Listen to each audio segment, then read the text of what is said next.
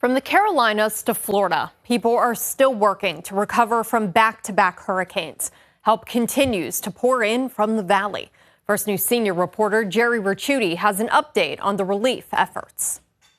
For almost 3 weeks now, hundreds of First Energy employees have been working in a half dozen southern states, restoring service to millions impacted by hurricanes Helene and Milton.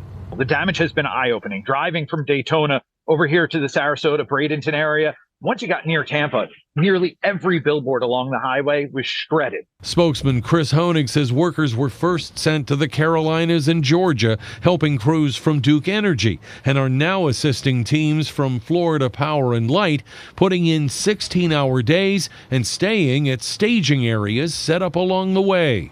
That's where they eat. That's where they shower. That's where they sleep. There are tractor trailers there that have bunk rooms in them, that have shower rooms, that have bathrooms, food tents set up.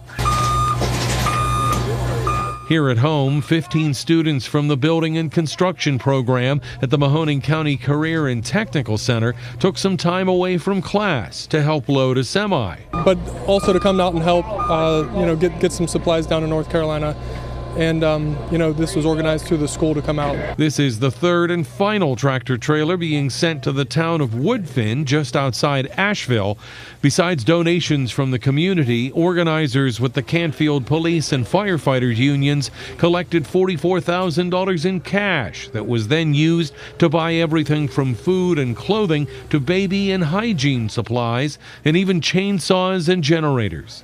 In addition to a half dozen pallets of items, the kids are literally stacking boxes and bags to fill this trailer all the way to the ceiling. The first two semis drove down over the weekend. This one should arrive tonight. There we go. Locked and loaded. Jerry Ricciuti, WKBN 27 First News.